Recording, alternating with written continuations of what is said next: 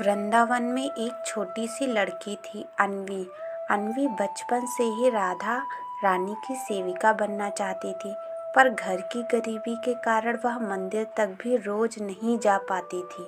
फिर भी वह रोज छत पर खड़े होकर राधा रानी की दिशा में हाथ जोड़कर कहती, रानी माँ, एक बार, बस एक बार मुझे अपने पास बुला लो। उसे पूरा विश्वास था कि राधा रानी उसकी आवाज़ सुनती हैं। एक दिन अन्वी बहुत बीमार पड़ गई। डॉक्टरों ने जवाब दे दिया।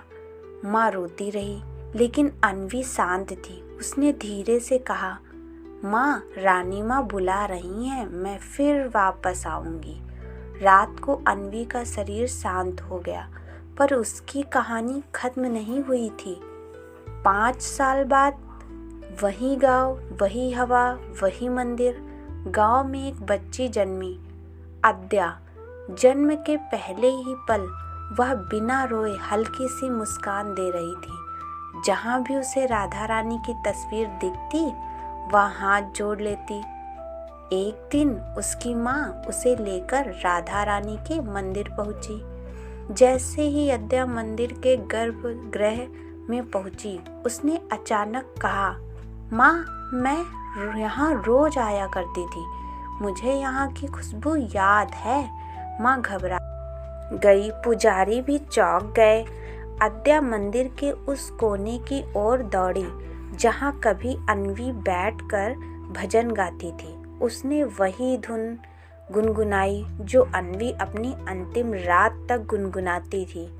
माँ स्तब्ध, पुजारी की आंखों से आंसू। पुजारी ने कहा, ये वही आत्मा है जिसे राधा रानी ने वापस भेजने का वचन दिया था। अद्या ने मुस्कुराते हुए सिर्फ इतना कहा, रानी माँ ने मुझसे कहा था, तुम्हारी सेवा अधूरी है, जाओ पूरा करो।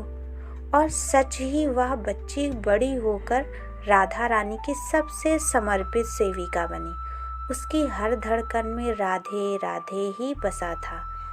राधा रानी कभी किसी भक्त की अधूरी प्रार्थना बीच में नहीं छोड़ती।